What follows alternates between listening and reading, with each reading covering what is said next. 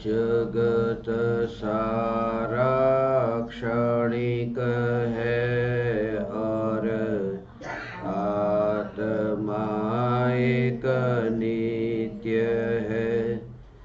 आत्मा का अनुभव बस एकमात्र नित्य है।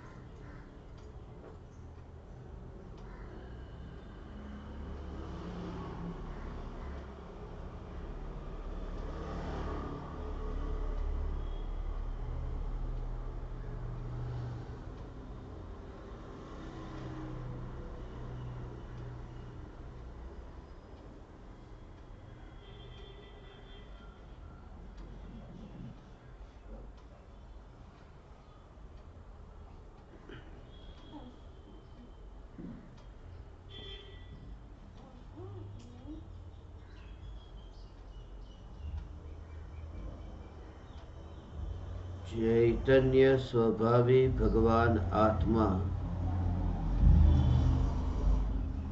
अनादि अनंत शुद्ध चैतन्य मात्र है।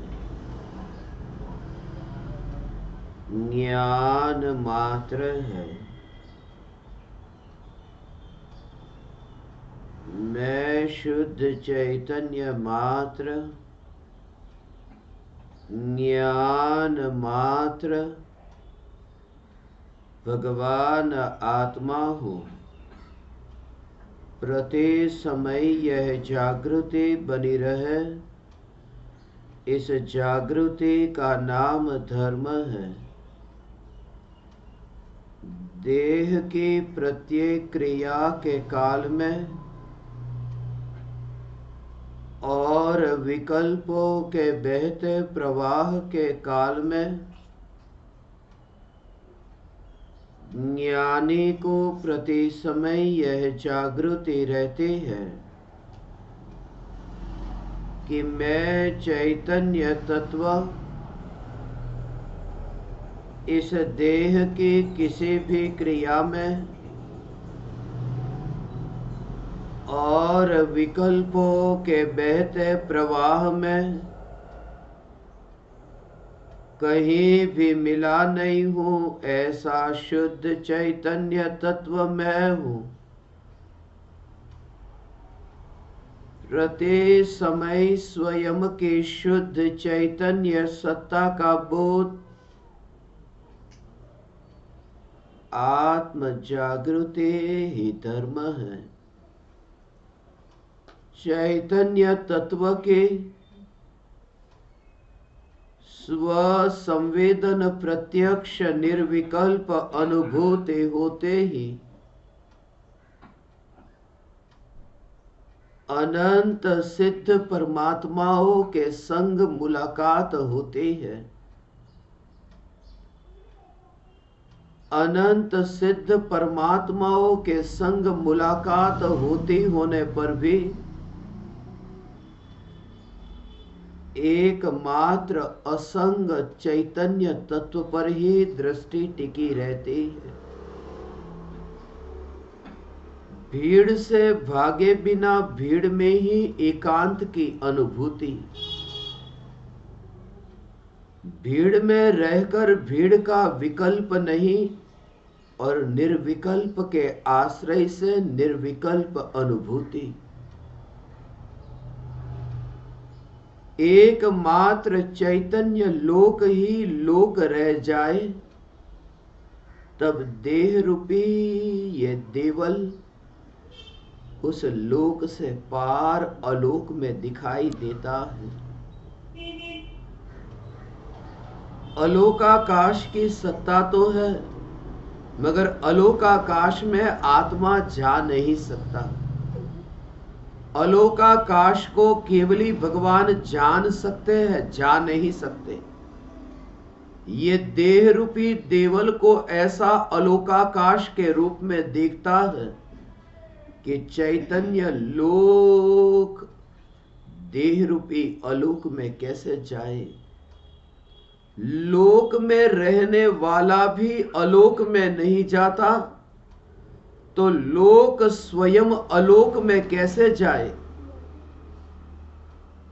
मैं चैतन्य लोक इस देह रूपी अलोक और विकल्प रूपी अलोक में कैसे जाऊं।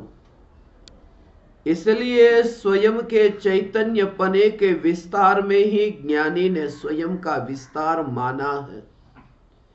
इसी वजह से पूर्वकृत कर्म के उदय के निमित्त से होने वाले चित्र विचित्र विकल्प, उन विकल्पों को भी वहां देखते हैं जहां चैतन्य तत्व का विस्तार ही नहीं है। इसलिए विकल्प कटे हुए दिखाई देते हैं। विकल्प इतने दूर दिखाई देते हैं कि विकल्प की स्पर्शना ही नहीं होती। जब आग को छुआ ही नहीं तो उष्णता का अनुभव हो कैसे। जब बहते पानी के प्रवाह को छुआ ही नहीं तो शीतलता का अनुभव हो कैसे। जब नमक को जीभ पर रख करके चखा ही नहीं तो खारेपन का अनुभव हो कैसे। जहां अभेद न हुआ वहां अनुभूति कैसी। और यह जागृति आत्मज्ञानी सम्यक दृष्टि धर्मात्मा को प्रति समय है। इसलिए विकल्पों में बदलना, विकल्पों में कुछ करना, उसमें ज्ञानी ने अपना पुरुषार्थ माना ही नहीं है। इसलिए ये कहा कि विकल्पों की तरंगे उछलती होने पर भी जिन्हें स्पर्शना दर्पण की होती है, ज्ञान दर्पण की होती है। और ऐसी स्पर्शना का अनुभव कि जहां तुम्हें ज्ञान की स्पर्शना हो रही है, ऐसी दृष्टि होते ही विकल्पों में परिवर्तन करने का भी विकल्प नहीं आता।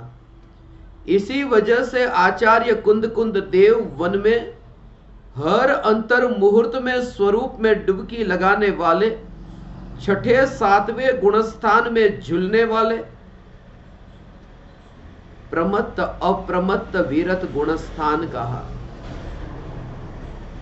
एक ये नियम है कि कोई भी जीव जब मुनियों के गुणस्थान में प्रवेश करता है तब नियम से सातवें गुणस्थान में ही प्रवेश करता है, छठे में नहीं।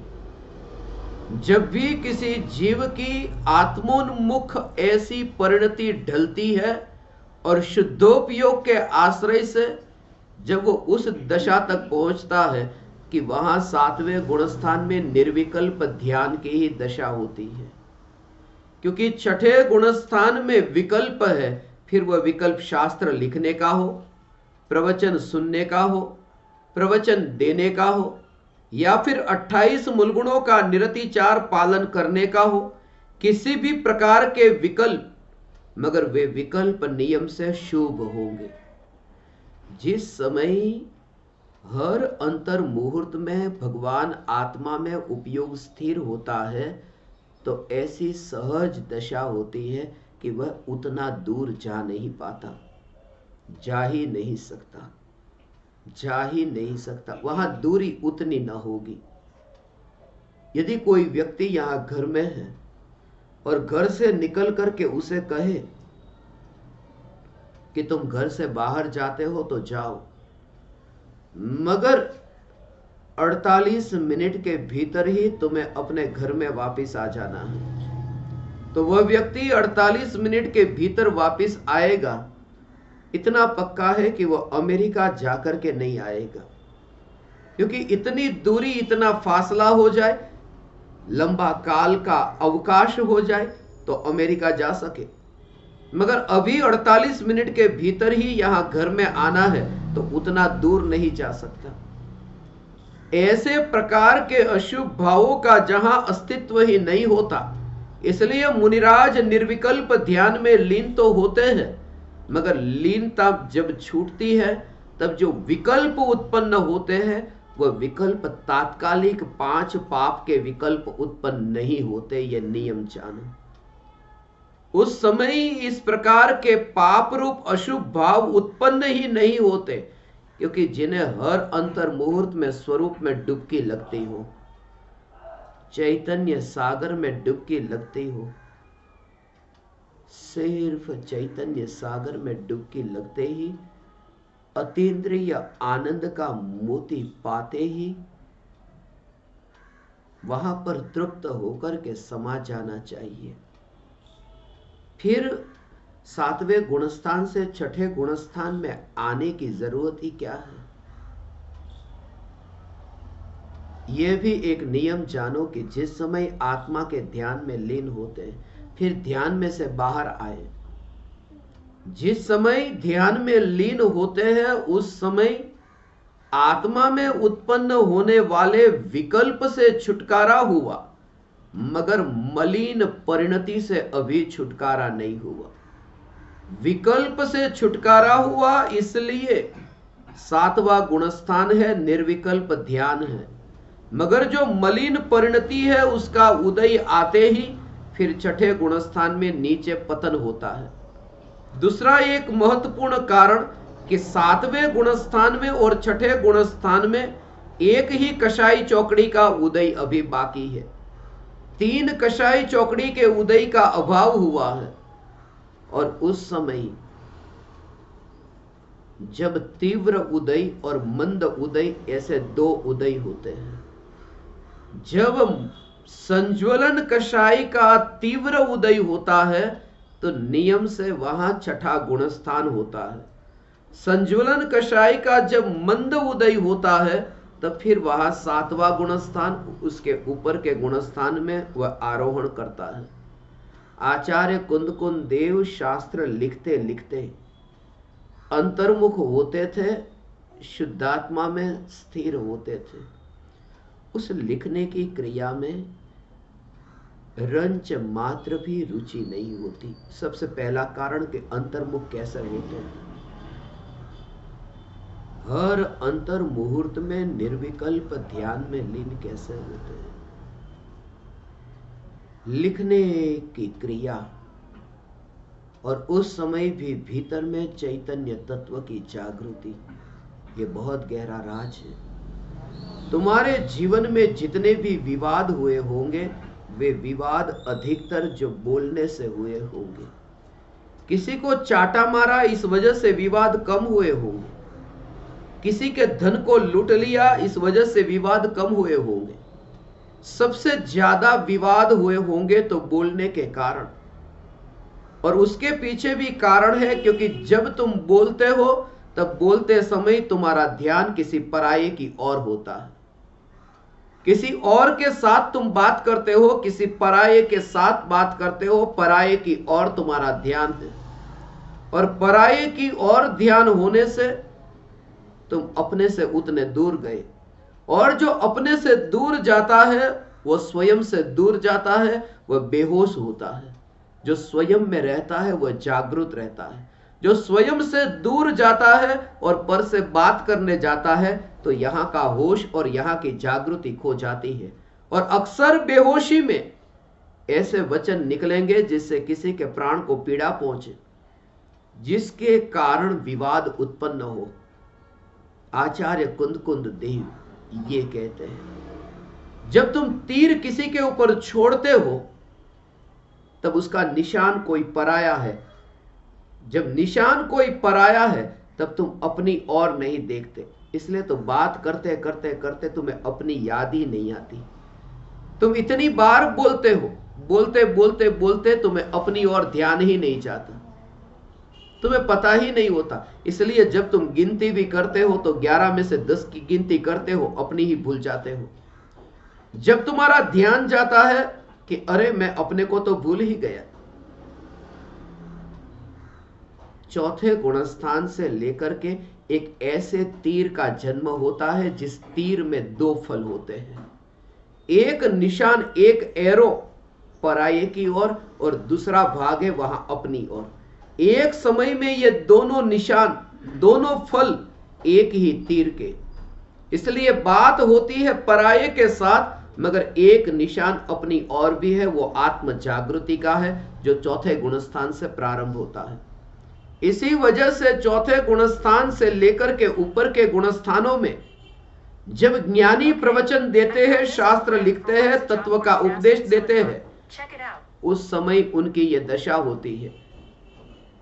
उस समय आचार्य कुंदकुंद देव की यह दशा समय सार लिखते समय इतनी निराकुलता थी, शास्त्र पूरा करने का विकल्प भी ज्ञानियों को नहीं होता, मुनियों को नहीं होता, क्योंकि ये जाना कि अपने हाथ में क्या है।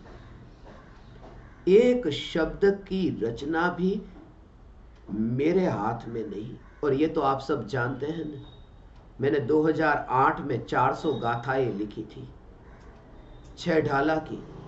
तो वो 400 गाथाएं लिखने वाला मैं एक शब्द को क्यों न लिख पाया? आत्मज्ञान से आप्त ज्ञान ही लिखना था। ये 13 बरस बीत गए। इसलिए पुद्गल के परिणमन में, ये देह की क्रिया में ज्ञानी को इतनी निराली दशा दिखाई देती है कि इनके एक एक परिणमन में मैं कहीं पर भी नहीं।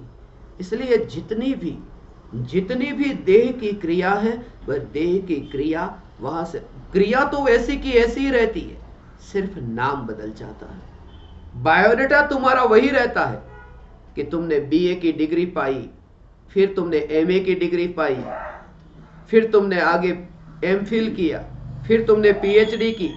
ये सब डिग्रियां ऐसी की ऐसी ही रहती है, सिर्फ ऊपर का नाम बदल जाता है। जो तुम्हारी मान्यता में था कि ये मेरी, और उस समय ये जागृति कि ये उदय का, कर्म के उदय का परिणाम है, और मैं चैतन्य सत्ता। जब वहां बीए की डिग्री मिलती थी, उस समय ध्रुव चैतन्य सत्ता मौन थी, वो उपाधि को लेने नहीं गई थी, क्योंकि वह तो आधि व्याधि उपाधियों से न्यारी ये चैतन्य सत्ता है। जिस समय तुम पढ़ाई करते हो, उस समय भी तुम्हारा उसमें कुछ भी कर्तृत्व नहीं। परायों के कर्तृत्व से छुटकारा कि मैं कुछ कर रहा हूं। आचार्य कुंदकुंद देव कांटे को उठा नहीं रहे। कांटा जब हाथ में लिया जा रहा है, उस समय भी आचार्य कुंदकुंद देव को ऐसी सहजता है कि मैंने कुछ किया नहीं। इस तुम रास्ते पर जाते हो ना, और तुम्हारे पैर में कांटा चुभे, जब तुम्हारे पैर में कांटा चुभता हो, उस समय मैंने कांटा चुभाया, ये तुम नहीं कहते। तुम ये कहते हो कि कांटा चुभ गया, मैं क्या करूं, मैं तो चल रहा था, पैर में कांटा चुभ गया। आचार्य कुंदकुंद देव को ऐसे अंतर में निराली दशा है कि कांटा हाथ पर आ गया था, मैंने उठाया भी नहीं, वो कांटा हाथ पर आया। छेद करते करते ताड़ के पान पर वो अक्षर लिखते लिखते उस समय ये जागृति अखंड जो ज्ञान है ना, अखंड ज्ञान, एक तीर यहां है, अखंड ज्ञान ऐसा जो चैतन्य परमात्म तत्व, ऐसा जो अखंड चैतन्य परमात्म तत्व जिसमें छेदन हो, ऐसा हो। जिस समय 4:01 पर यह लिखने का जो विकल्प आत्मा में आया, उस समय दृष्टि का जोर, ऐसा दृष्टि का जोर त्रिकाली ध्रुव चैतन्य परमात्मा तत्व पर ऐसा निर्मल, ऐसा दिखाई देता है, ऐसा निर्मल दिखाई देता है, जैसे कांटा पेड़ के ताड़ के पान के ऊपर कांटा जैसे चुभा, और वहां पर जैसे दर्पण में तुम देखो ने कि कांटा पेड़ के ताड़ के पान के ऊपर अंदर चुभा और छेद हुआ, ये शास्त्र लिखते समय। और उस समय दर्पण को जैसे तुम देखो और दर्पण में छेद नहीं हुआ, उस समय तुम्हें जागृति है कि दर्पण में वो प्रतिबिंब पड़ रहा है। दर्पण में यदि छेद होता तो वो प्रतिबिंब इतना स्पष्ट कैसे पड़ता? वो दर्पण की जो स्वच्छता है, उस स्वच्छता की जागृति, वो दर्पण की स्पर्शना न पत्ते की, न कांटे की, न देह की क्रिया की। हाथ हिले, कांटा हिले, पत्ता हिले और आत्मा में लिखने का भाव भी चलता रहे, ये भी हिलता रहे, मगर भीतर में ये ज्ञान की सत्ता पर जोर है। ऐसा ये ध्रुव चैतन्य और ये जागृति जब रहती है, तब फिर लिखने की क्रिया में वितराग परिणति तो है, इसलिए अंत में लिखते हैं। अक्षरों से शब्द बन गए, शब्द से वाक्य बन गए, वाक्य से फिर ये ग्रंथ की रचना हो गई। जब तुम कहो ज्ञानियों से कि ये शास्त्र बहुत अच्छा लिखा, ज्ञानी अपने को देखते हैं। जब तुम कहो ज्ञानियों से कि आपने ये शास्त्र बहुत अच्छा लिखा, उस समय वे अपने को देखते हैं, यहां कहीं छेदन हुआ है, यहां कहीं छेदन नहीं हुआ तो लिखने वाला मैं कैसे? और ऐसा भेद विज्ञान आचार्य कुंद देव को 2000 बरस पहले वन जंगल में गुफा में रहते हुए क्षण भंगुरता के बोध के बल पर ऐसे चैतन्य सागर में डुबकी लगती थी, विकल्प भी नहीं।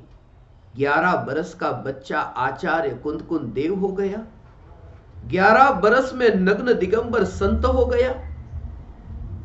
इस भव में किसने बोध दिया था? क्या मां सिखाने गई थी कि यह संसार छोड़ने जैसा है? मां तो यह सिखाने गई थी कि बेटा अभी तुझे वह उम्र नहीं आई कि संसार छोड़ने जैसा है। ज्ञानियों की वह दशा है, यह दशा है जब फल ही इतना पक गया तो पेड़ के ऊपर वह टिके कैसे? जब वैराग्य ही इतना पक गया तो ज्ञानी परिवार जंग इन पेड़ से वह दूर हो जाता है। यह संसार की माया जाल से वो सहज ही छूट जाता है और पेड़ को तकलीफ पहुंचेगी, इसलिए क्योंकि पेड़ की शोभा फल के कारण थी और वो फल ही पेड़ से दूर हो रहा है। परिवार में तो कीचड़ ही कीचड़ है, परिवार जनों में शोभा तो उस ज्ञानी के कारण थी जो फल अभी परिवार जनों से दूर जा रहा है। इसलिए परिवार जनों को पीड़ा होती है, ज्ञानी को पीड़ा नहीं होती। वहां तो वैराग्य परिपक्व हो गया। और यदि कच्चा हो तो जैसे तुरंत निकलेगा नहीं, निकलेगा तो भी थोड़ा कष्ट होगा।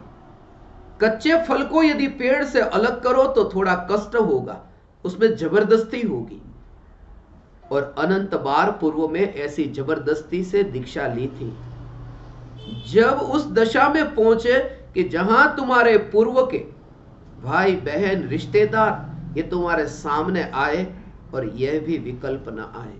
जैसा मैंने अभी कहा कि अभी ग्रंथाधिराज समयसार की मंगल स्थापना हुई।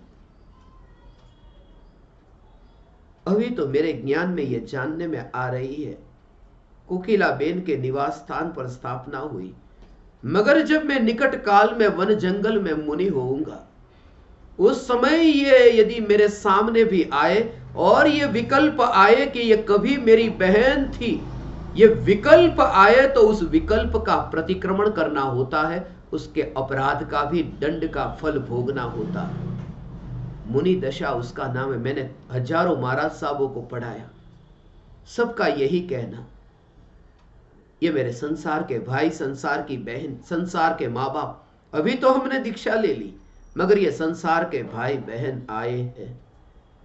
मैं तुमसे कहता हूं कि जब वह भीतर में चैतन्य चैतन्य चैतन्य हर अंतर मुहूर्त में डुबकी लगती हो, तो वहां जिस पेड़ के नीचे ये शास्त्र लिखा जा रहा है, यहां तो उतना भी विकल्प नहीं, उतना भी विकल्प नहीं।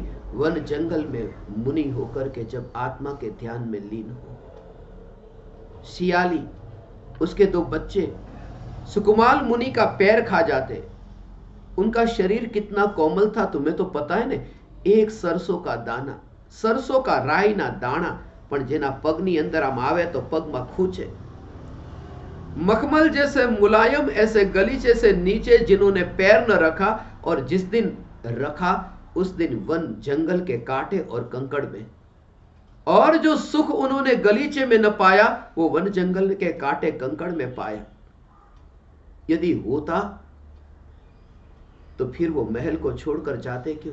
मैंने ऐसे तो हजारों दृष्टांत पढ़े हैं आगमों में, कथानुयोग के, प्रथमानुयोग के ग्रंथों में, कि जिसमें उन्होंने गृहस्थ दशा का त्याग कर मुनि धर्म अंगीकार किया हो, मगर मुनि का पद छोड़ करके जो घर में आया और सुख को पाया, ऐसा तो एक भी दृष्टांत मैंने नहीं पढ़ा। इसलिए जब अंतर में वैराग्य इतना आता है, जब अंतर में रुचि नहीं रहती, रुचि का अर्थ न राग न द्वेष, रुचि ही न रही अर्थात न राग रहा न द्वेष रहा। ठीक है, जो है वो सहज स्वीकार है, ठीक है, सहज स्वीकार है। ऐसे जब अंतर्मुख दृष्टि प्रकट होती है तब तुम वहां पहुंचते हो।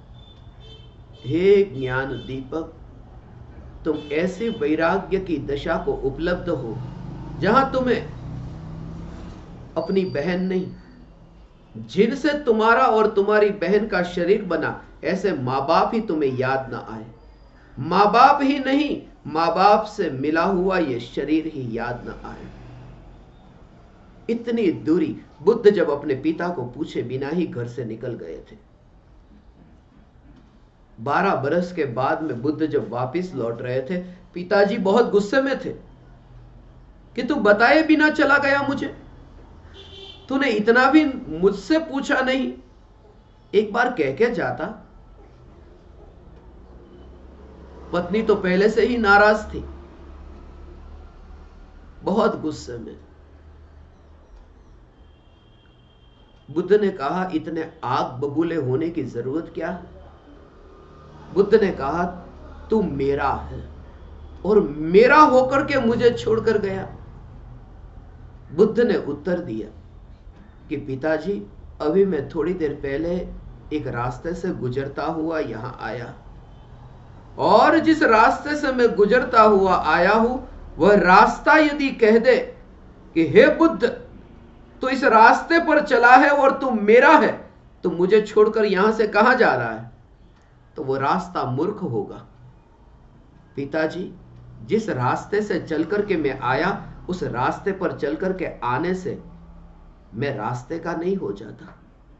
पिताजी, मैंने आपके रास्ते कुछ समय के लिए यात्रा कर ली थी, मगर रास्ता और राहगीर ये दोनों के बीच में भेद है, और ये भेद ज्ञानी को प्रति समय दृष्टि में है, और ये जो प्रति समय दृष्टि में है, इसलिए देह की प्रत्येक क्रिया के काल में ज्ञानी बैठते हैं, खाते हैं, पीते हैं, चलते हैं, बोलते हैं, वह दुकान पर जाते हैं, धन को गिनते हैं, लेते हैं, देते हैं, ये सब क्रियाओं में उनके भीतर में यह जागृति है कि मैं यहां कहीं नहीं। तुम पहचान न पाओगे ज्ञानी को, तुम्हें ऐसा ही दिखेगा कि जैसे तुम रोटी को तोड़ते हो, उठाते हो, मुंह में डालते हो, ज्ञानी भी तो वही कर रहे हैं, मगर ज्ञानी वहां नहीं है जहां तुम उन्हें देखते हो।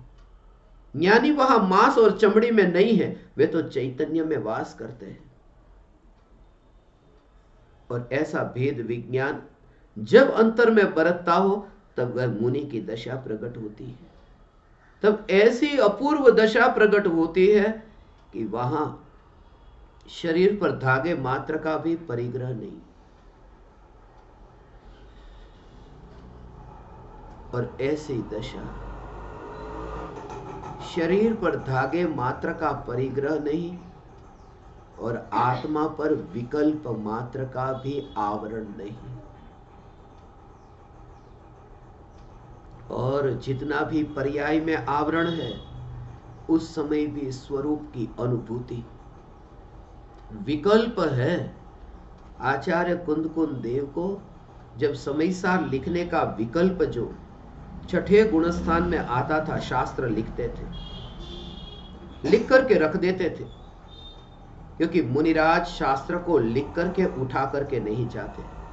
जैसे हम कागज के ऊपर लिखे और फिर लिखा हुआ लेकर कहीं जाए, क्योंकि उनके पास दो हाथ है, एक हाथ में मोर की पीछे है, जहां बैठते हैं वहां जीवों की हिंसा न हो, साफ करके बैठते हैं। दूसरे हाथ में कमंडलू है, शौच की क्रिया के लिए उस कमंडलू में पानी है। ऐसे ही ये दोनों हाथ में, अब वो शास्त्र को लिख करके वहां पर छोड़ दे, उठा करके जाए तो तीसरा हाथ है नहीं।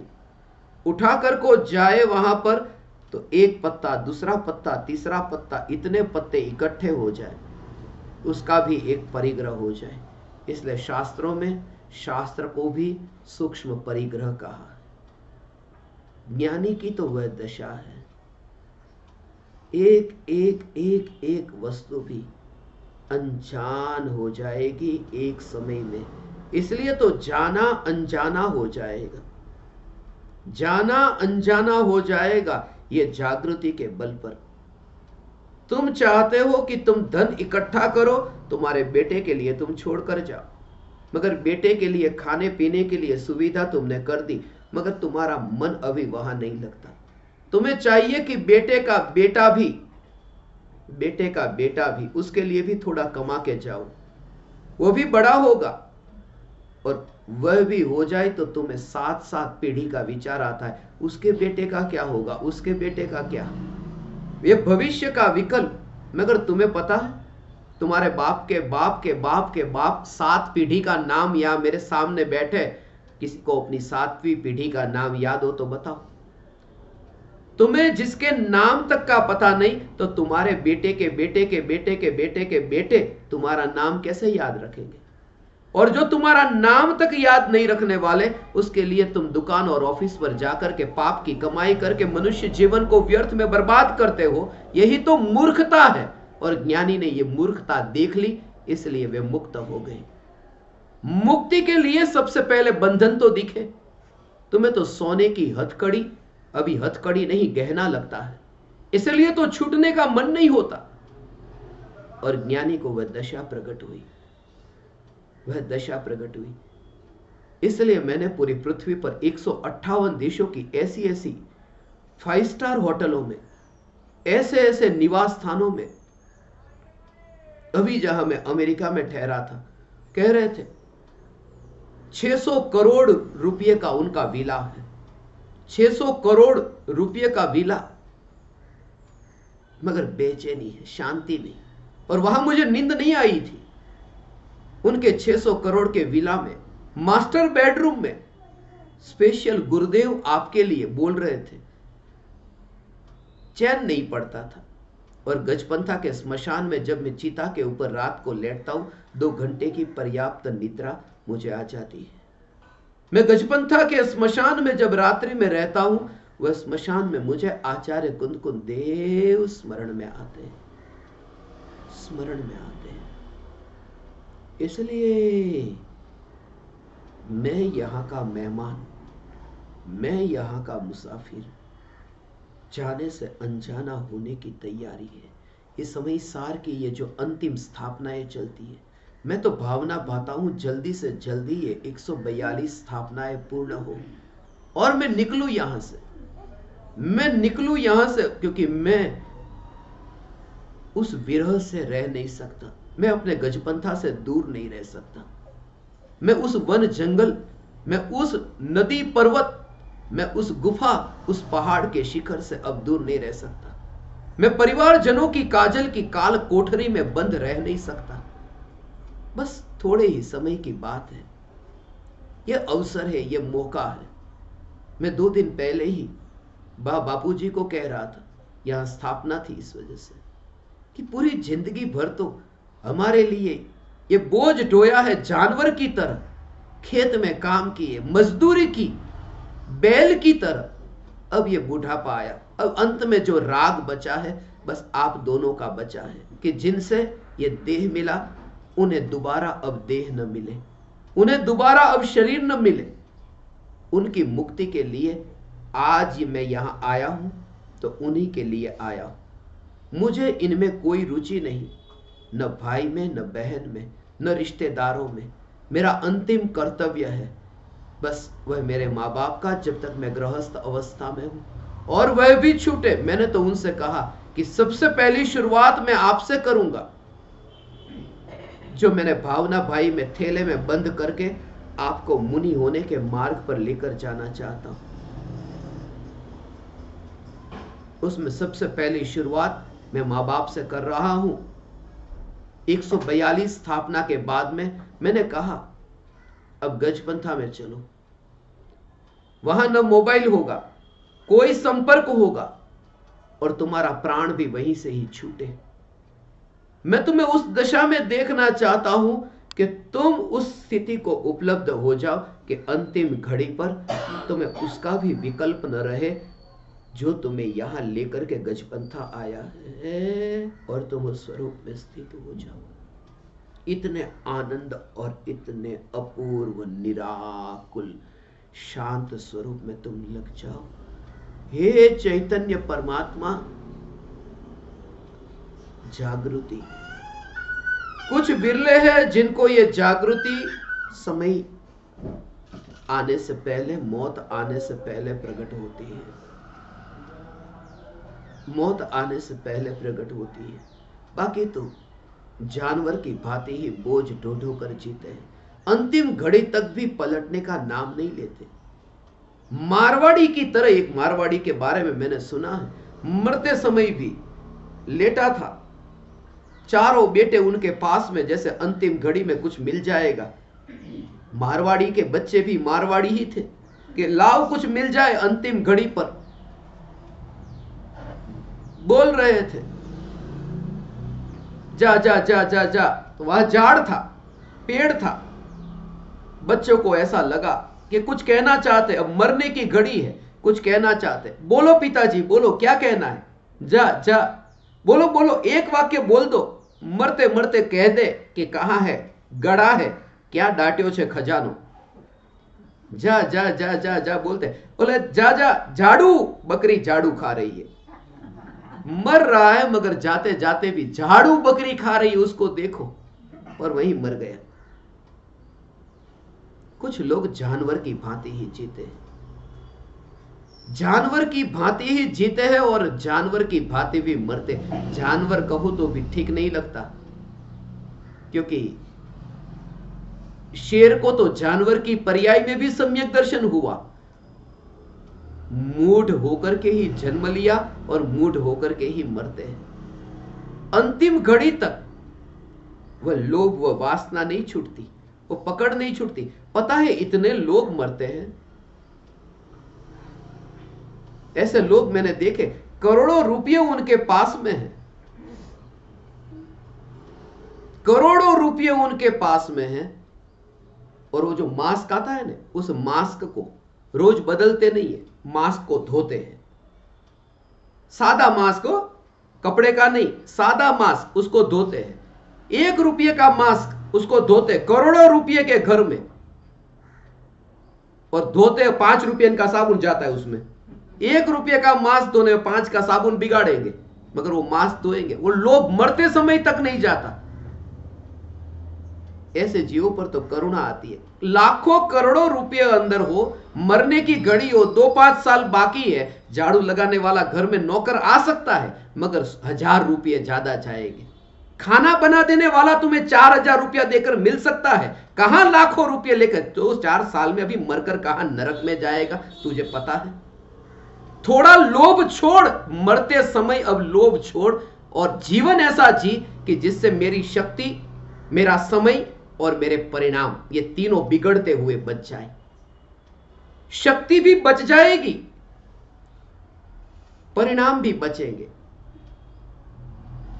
और समय भी बचेगा। 1 घंटे का समय यदि तुम्हारा खाना बनाने में लगता है, कोई यदि तुम्हें अच्छा खाना बनाने वाला मिल जाए, तो उस समय फिर तुम सत्संग कर लेना, छोड़ना मत। जब तुम्हें मौका मिलता है ये चैतन्य की पुकार का, 1 रुपये का मास्क 30 दिन के 30 मास्क लगेंगे 30 रुपये के। पूरे साल भर के यदि देखो तो 360 दिन के 360 रुपये लगेंगे और 720 रुपये 2 साल के लगते। 12,000 करोड़ है उनके पास, मगर वो 720 खर्च नहीं थे, धोते हैं मास्क को। मारवाड़ी है पक्का, धोता नहीं मरते समय भी।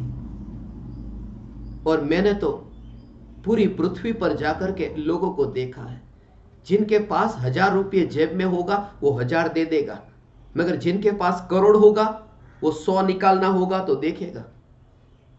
ऐसे बनियों को देखा है, 1 रुपया भी छूटता नहीं। आज से मंदिर में जाए, दान पेटी में डालना हो तो बड़ी मुश्किल से लेकर के जाता है, जो बाजार में कहीं नहीं चलता वो, और लेकर के गया। और वहां पर थोड़े दिन पहले एक गया था, एक सिक्का लेकर के वहां पर डालना गया, अंदर से मन नहीं करता था डालने का, मगर दान पेटी के पास में गया, ऐसा ऐसा ऐसा करता है, फिर कहता है, ऐसा देखता है, रो मत, तुझे नहीं डालूंगा, ऐसा करके डाल दिया अपनी जेब में वापस, रो मत।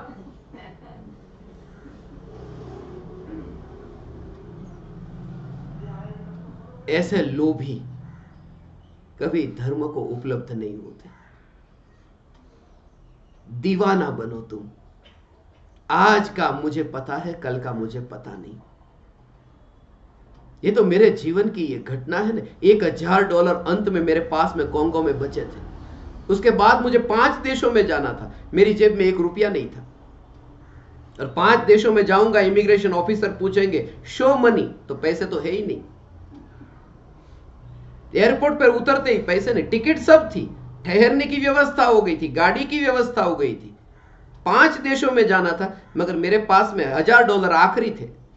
मगर कोंगो में 5 दिन में 1 बार भोजन करने वाला व्यक्ति, वो छोटे छोटे बच्चे, उस समय मुझे भाव आया कि $1000 में से $1 भी यहां इस देश में से बाहर नहीं निकलेगा, सब यहां पर जाएंगे। मगर वहां यदि आगे जा रहा हूं, वहां मुझे नहीं जाने देंगे तो, अपने देश में नहीं आने देंगे तो कहेंगे पैसे किधर है। नहीं आने देंगे तो नहीं आने देंगे, कल की चिंता मैं नहीं करता। अभी ये जो भाव आया है, मैं अभी अवस्था होकर के आनंद में रहना चाहता हूं, आनंद में रहना चाहता हूं। और मैंने तो अपने जीवन में सभी प्रकार के दिन देखे, 1000 से लेकर, 1000 तो क्या, 78 रुपये से लेकर करोड़ों की यात्रा तक की कर ली। अंत में ये कि बस मरते समय मेरे शरीर पर धागे मात्र का परिग्रह न हो और उस दशा की ओर मैं जाऊं। हे चैतन्य परमात्मा, तुम कब पलटोगे? अंतिम घड़ी आई, मरते समय भी वो पकड़ नहीं छूटती। दीवानों का मार्ग है ये व्यापारियों का मार्ग नहीं। ये तो क्षत्रियों का धर्म था, जैन धर्म बनियों के हाथ में लग गया कि गिनती के चक्कर में पड़ गया। 24 के 24 तीर्थंकर क्षत्रिय थे, महावीर भगवान के 11 गणधर ब्राह्मण थे। क्यों? क्योंकि ये दीवानों का मार्ग है, ये गिनती करने वालों का नहीं। मैं तो कहता हूं,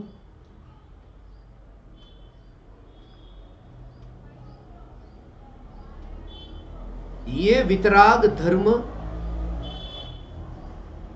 ये शरीर, ये बाहर की अनुकूलता, ये सब का एक समय में एक साथ योग मिलना, हजारों भवों के बाद में, लाखों करोड़ों भवों की तपश्चर्या के बाद में, ये क्रियाकांड वाली तपश्चर्या के बाद में एक ऐसा अवसर मिलता है कि जहां पर तुम अपने स्वरूप का हित कर सको, स्वरूप में डुबकी लगा सको। ऐसा ही है, ऐसा ही है।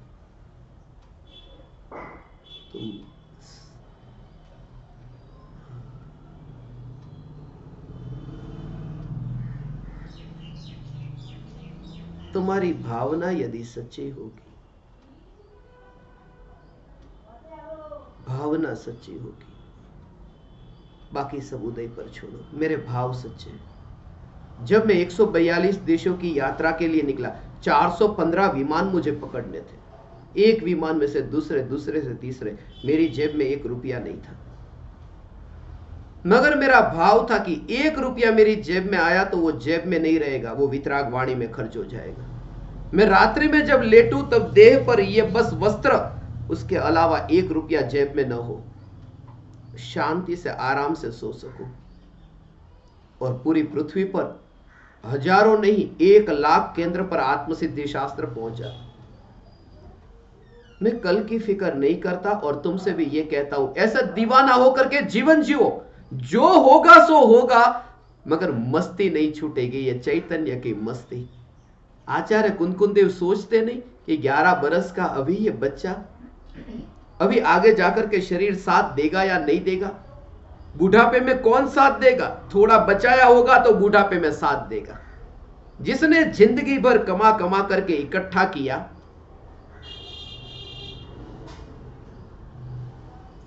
वो तो तड़पते तड़पते मर जाता है। मैंने ऐसे बहुत से लोगों को देखा है, पति जाता है दुकान पर, ऑफिस में नौकरी करने के लिए, जिंदगी भर मजदूरी करता है, और पत्नी तो घर पर खाना बनाकर देती है, टिफिन बनाकर देती है, बस फिर पूरे दिन भर टीवी देखती रहती है, गेम रहती है, फोन पे बात करती रहती। पति छोड़कर गया है करोड़ों रुपये, मर गया। तड़पते तड़पते कोरोना में ऐसे लोग मरे हैं। जिंदगी भर की कमाई इकट्ठी करने वाले वो मर गए, उनकी पत्नी, उनके बच्चे, या पत्नी मर गई, उनके पति, या पति पत्नी मर गए, उनके बच्चे, तड़पते तड़पते मरे। और कमाई तो यहां छोड़कर गए, कमाई करके जो पाप बांधा था वो साथ में लेकर गए। इसलिए जब तुमने ही पाप बांधा है तो तुम ही यहां छोड़कर जाओ ने। लोग कहते हैं कि मैं दान में दूंगा, मेरे जाने के बाद मेरा बेटा दान में देगा। तुम नहीं दे सके, तुम्हारा बेटा क्या देगा?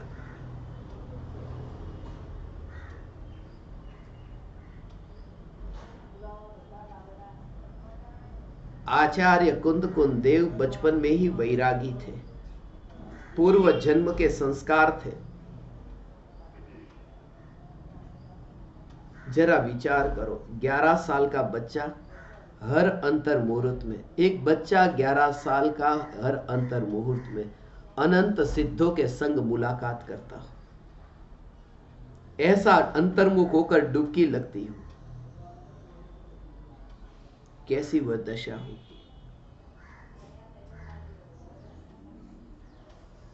और फिर लिखने का विकल्प आए। आचार्य कुंदकुन देव यहां से आकाश से उड़ करके, आकाश में चलने की उनकी शक्ति थी, वरना महाविद्य क्षेत्र जाते कैसे? 8 दिन वहां रुके।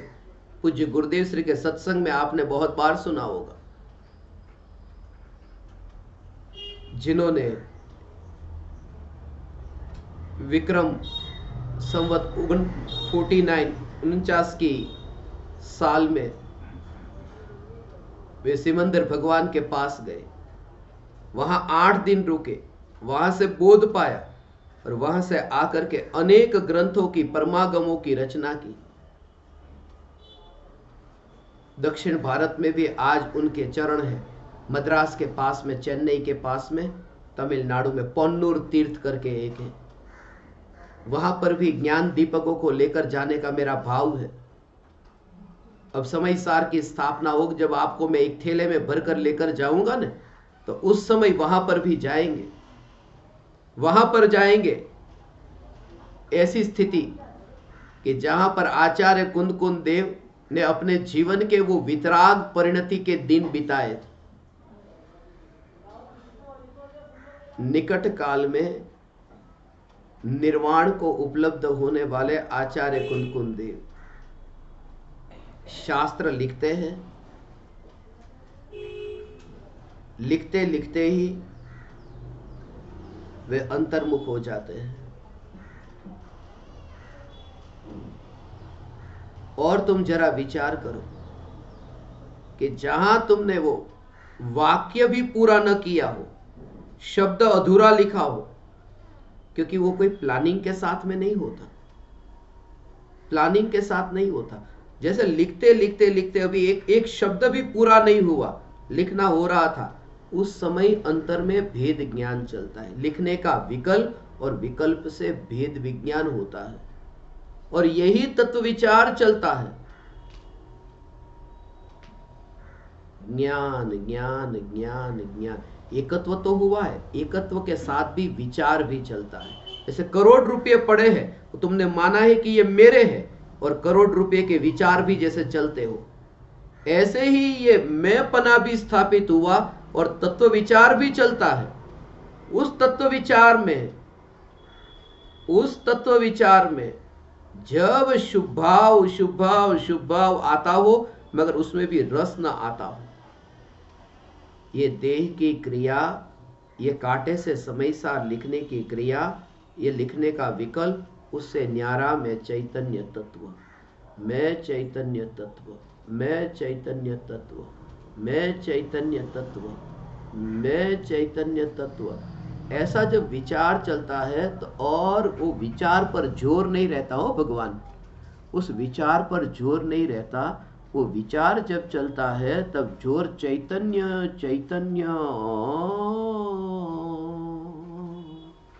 ऐसा ध्रुव ध्रुव न्यायक देव, ऐसा हो आज वाला नहीं, कल वाला नहीं, 2 दिन नहीं, 4 दिन नहीं, ऐसी जो आदि अंत रहित, ऐसी जो दशा को उपलब्ध ऐसे सिद्ध परमात्मा, कि जिसमें वितराग परिणति ऐसी प्रकट हुई है, जैसा सिद्धत्व वहां पर्याय में प्रकट हुआ, ऐसी ही दशा जिनको अंतर में प्रकट हुई स्वरूप के आश्रय से। कषाय का जो अभाव है, वितराग परिणति जो प्रकट हुई, अंतर्मुख होते ही तो भगवान आत्मा, ऐसा भगवान आत्मा, और वहां फिर रस नहीं, ऐसा रस वो लिखने का रस न रहा न, तो काटा काटा हाथ में रह जाए, नीचे गिर जाए, कुछ भी, मगर वो अंतर में अभेद निर्विकल्प अनुभूति में लीन रहते हैं। ऐसी अंतर में अभेद निर्विकल्प अनुभूति होती। फिर वो विकल्प कहां से आया कि जिस समय निर्विकल्प अनुभूति हो रही थी, उस समय जो वृत्ति थी, जो परिणति की मलिनता थी, जो दबी हुई मलिनता थी, वो फिर उदय में आई। क्षय नहीं हुआ था, उसका उपशम हुआ था, वो उदय में आई। जो पड़ी हुई जो कर्म है, वो कर्म उदय में आए, तो जगत के जीवों के लिए फिर वो लिखने का विकल्प आया। मगर वो जो लिखने का विकल्प आएगा ना, उसमें ऐसा जोर नहीं रहेगा जैसे पहले था। जैसे ही अंतर्मुख हुए और स्वरूप के अंतर्मुख होने के बाद में जब लिखने का विकल्प आया, उस विकल्प इसलिए हो एक एक समय में वो भगवान ऐसा 1 बजे आत्मा के ध्यान में लीन हुए। फिर ऐसा समझो कि 1:15 पर बाहर आए, फिर समझो कि 1:30 पर स्वरूप में लीन हुए। तो ऐसी जो दशा, तो अगली बार जब वे स्वरूप में लीन होंगे और उस समय जो परिणति निर्मल होगी, वो निर्मलता में वृद्धि वृद्धि वृद्धि वृद्धि वृद्धि वृद्धि होगी। ऐसा नहीं, वो वृद्धि होती जाएगी, परिणति में निर्मलता में वृद्धि होती जाएगी। जैसे जैसे जैसे जैसे, क्योंकि जितना जितना अनुभव होता है, ऐसी ऐसी परिणति निर्मल निर्मल निर्मल निर्मल होती जाती है। और ऐसे ही फिर फिर वो रस नहीं रहता। इसलिए तो फिर उपदेश देने का विकल्प भी फिर नहीं रहता। ऐसा हो तो लिखने का विकल्प क्यों आया? उसका एक असली सीक्रेट जो रहस्य है ना, वो ये है कि जब 4 बजे आत्मा की अनुभूति हुई हो, कोई भी ज्ञानी जो लिखते हैं बोलते हैं, वो क्यों बोलते हैं? जाने पहचाने बिना नहीं कि लाओ उपदेश देना, ऐसा नहीं। जब आत्मा की अनुभूति हुई तो आत्मा त्रिकाल ध्रुव परमात्मा दृष्टि में आया। जब भगवान आत्मा दृष्टि में आया कि मैं परमात्मा हूं, तो अहोभाव आया, मैं परमात्मा हूं। और साथ साथ में अहोभाव आया, जिस गुरु ने मुझे बताया कि मैं परमात्मा हूं, ऐसा जिस गुरु ने बताया है, उस गुरु के प्रति भक्ति का भाव आया। ऐसा उस गुरु के प्रति भक्ति का भाव, राग का भाव आया। अब गुरु के चरणों में झुका है, अनुभव हो गया, अब गुरु के चरणों में झुका है, मगर अब उस राग का भाव इतना अधिक होता है कि ज्यादा से ज्यादा क्या करूं, ये गुरु के चरणों में बस आदे हादे आज थी वर्तो प्रभु आती, ऐसा पूरी तरह समर्पित हो गया। उसका कारण कि जिसने हीरा दिया उस हीरा देने वाले के प्रति भाव आया, क्योंकि हीरा असली है। नकली हीरा कोई तुम्हें दे तो देने वाले के प्रति वो भाव नहीं आएगा। असली हीरा मिला इसलिए देने वाले के प्रति भी वो भाव आया। ये जो असली हीरा मिला, और फिर ऐसा हुआ कि जब अंतर्मुख होता है, जब आत्मा मिला, फिर ये गुरु की भक्ति का भाव आया, मगर वो भाव इतना अधिक है कि गुरु से मैंने पाया तो तुरंत ही फिर ये विकल्प आता है, जैसे मैंने गुरु से पाया ऐसे और भी जीव है जो ये पा सकते हैं, फिर लाओ मैं उनके लिए भी वही बात परोसूं जो मुझे मेरे गुरु ने परोसी। तो गुरु का भक्ति का भाव ऐसा आया कि फिर आगे भी वो पहुंचाने का भाव आता है। ये गुरु की भक्ति है कि हे गुरुदेव, आपने जो मुझे ज्ञान दिया उस ज्ञान को मैं यहां पर बंद करके, ये नदी बहती है बीच में दीवार खड़ी करके पानी को यहां नहीं रोक दूंगा, ये पानी आगे भी बहता जाए। इसलिए वीर हिमाचल ते निकसी है, गुरु गौतम के मुख कुंड धरी। ये जो कहा, ये वाणी परंपरा से।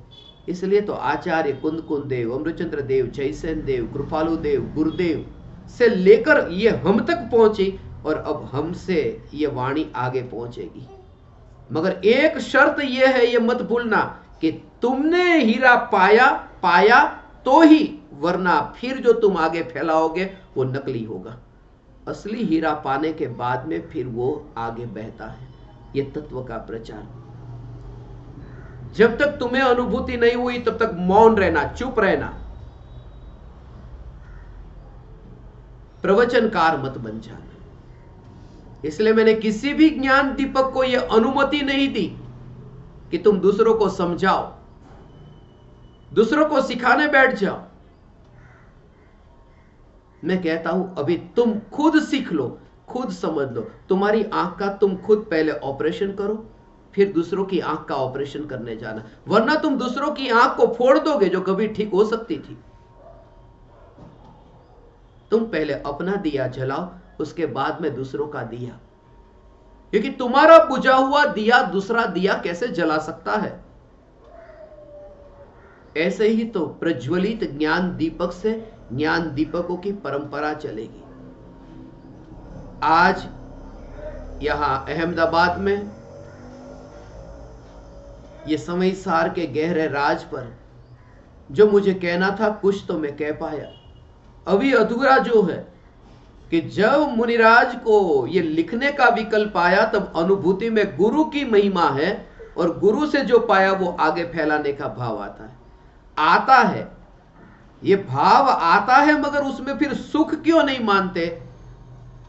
क्योंकि सुख स्वरूप अपने को माना होने से और ये भाव को सुख स्वरूप में मिला हुआ नहीं देखने से उस विकल्प में सुख नहीं लगता। वो जो रस्सी है और गुड़ है, तो रस्सी को चखने में मजा क्यों नहीं आता? ये देखा कि जहां गुड़ है वहां मिठास है, रस्सी में गुड़ है ही नहीं, तो फिर गुड़ का स्वाद चखने के बाद रस्सी में गुड़ फैला नहीं है, इसलिए रस्सी को चखूं, ये भाव भी आता नहीं। स्वरूप की अनुभूति होने पर फिर विकल्प, जो लिखने का विकल्प आचार्य कुंद देव को आया। और आगे ये जब समयसार लिखा गया, ये पत्ते किसने इकट्ठे किए और वे ही पत्ते फिर हम तक पहुंचे, उसका प्रमाण क्या? आज सुबह में जो आपको पत्र भेजता हूं, वह पत्र चलते चलते शाम तक वही का वही रहेगा, उसमें कुछ और लिखा जाए, फट जाए, कुछ लिखा हुआ मिट जाए, ये 2000 वर्षों के बाद ये समयसार वही का वही, उसका प्रमाण क्या? उसका प्रमाण मैं आपको कल कहूंगा। समयसार वही का वही पहुंचा 2000 वर्षों के बाद में, उसका प्रमाण मेरे पास है। वो मैं आपसे कहूंगा। कल मालपुर में सत्संग होगा। मैं कोशिश करूंगा कि आप सब ज्ञान दीपकों को, साधकों को अपने घर पर बैठकर भी सत्संग करने का अवसर मिले।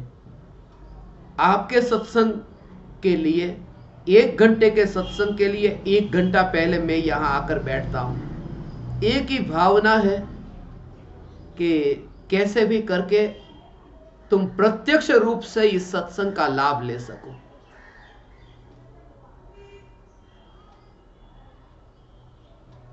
कभी कभी सुविधा नहीं है। कल शाम को आपने देखा,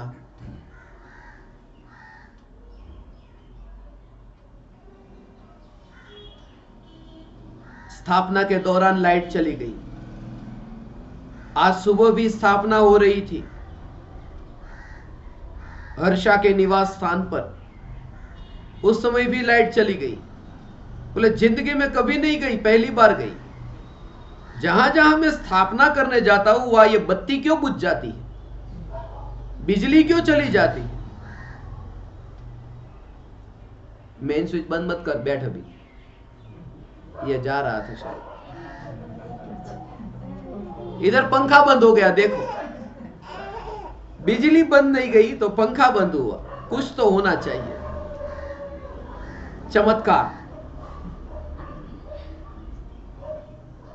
मुझे तो इतना पता है, अंधेरा हो जाता है जब इतना उजाला चला जाए और अंधेरा हो जाए। वो प्रतीक है, अंधेरा तो प्रतीक है। सूर्यास्त हुआ तब क्या होता है? तभी तो लोग अपने घर में दिया जलाते हैं।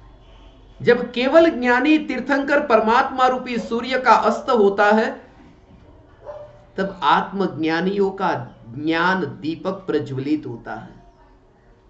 और खास याद रहे, मार्ग पर चलने के लिए गुरु का दीपक तुम्हारे काम आ सकता है, मगर आंख तुम्हारी स्वयं की चाहिए। गुरु चल रहे हैं, अपना दिया लेकर तुम भी चल जाओ। ये मैं पहले कहता था, अब तो ये कहता हूं, गुरु चल रहे हैं अपना दीपक लेकर के, और तुम्हें भी अपना ही दीपक लेकर के चलना होगा, क्योंकि पराये का दीपक यहां काम में नहीं आता। अपदीपो भव। ये कैसे कैसे ये चैतन्य की पुकार, ये तो इतनी सुविधा है। लाइट गई वो मत देखना, इस निमित्त से भी तुम वहां सुन पाते हो ना। इस स्थापना में और कुछ नहीं है। 5 मिनट 10 मिनट भक्ति होती है, भक्ति भाव से ये नाच लेते हैं। मुझे पता है इसमें कुछ दम नहीं है,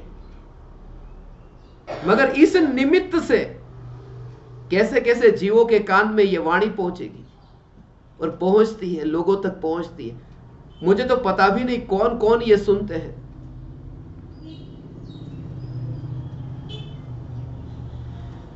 कल मैं यहां अहमदाबाद में था, कल ही पता नहीं था मुझे। एक जगह कल स्थापना हुई, उसके बाद में हमारे ज्ञान दीपक, परोक्ष ज्ञान दीपक सतीश है, वो मुझे लेकर गए। बोले मेरे घर पर चलो। उनके घर पर गया तो उनके घर पर गेट पर ही वो स्वागत के लिए खड़े थे। वो विजय भाई अपने रूपाणी के बहन और उनके जीजा जी। बोले अरे हम तो आपका प्रवचन रोज सुनते हैं, यूट्यूब पर सुनते हैं। मुझे तो पता नहीं कौन कौन कहां कहां सुनता, मगर जिनका, वो बोले कि फिर हमारे घर पे आकर स्थापना करेंगे। स्थापना तो नहीं करेंगे, जबरदस्ती भी उनका भाव था। बोले चलो थोड़ी देर, फिर गए। इस निमित्त से भी उनके कान में 2 शब्द पड़ेंगे।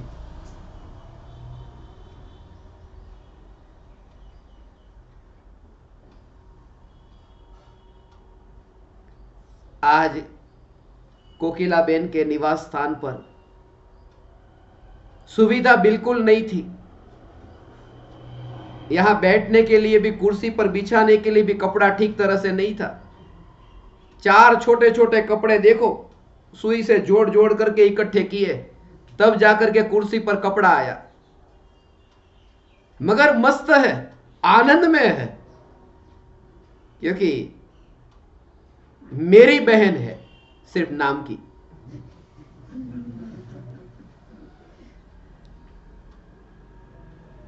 लाडली कहता हूं, जब ये होती है तब मैंने कभी अपना हाथ नहीं बिगाड़ा। खाना खाने के लिए आज तक उन्होंने ही अपने हाथ से मुझे खाना खिलाया है। और मेरी ये भावना थी कि जिन्होंने अपने हाथ से मुझे भोजन कराया हो, उनके आत्मा को ये चैतन्य का रसपान कराओ। और आज ये 65वीं समय सार की प्रत्यक्ष स्थापना यहां सफल हुई। अब आज दोपहर में यहां से जिन जिन ज्ञान दीपकों के निवास स्थान पर हमें जाना बाकी रह गया है, कल वहां जाएंगे। और उसके बाद में मालपुर में वहां पर प्रोग्राम होगा कल सुबह का, और वहां इंटरनेट के अनुसार आपको मैसेज भेज दिया जाएगा। आप समस्त ज्ञान दीपक साधकों ने मुझे अत्यंत विनयवान होकर सुना, मुझे सत्संग करने का अवसर दिया। मेरा इतना समय सत्संग में रहा। मैं आप समस्त परमात्माओं को मेरे हृदय के अंतःकरण से प्रणाम करता हूं। मेरे प्रणाम स्वीकार करें।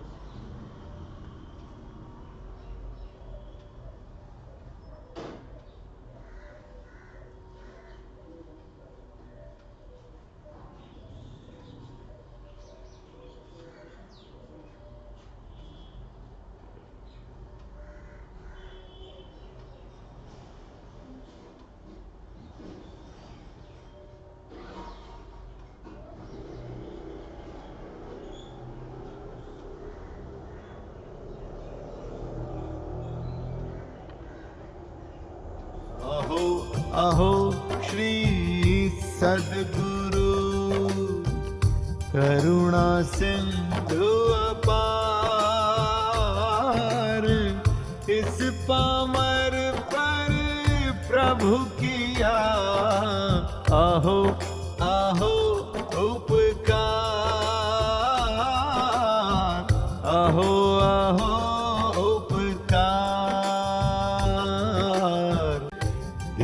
सहित जिनकी दशा वरते देहा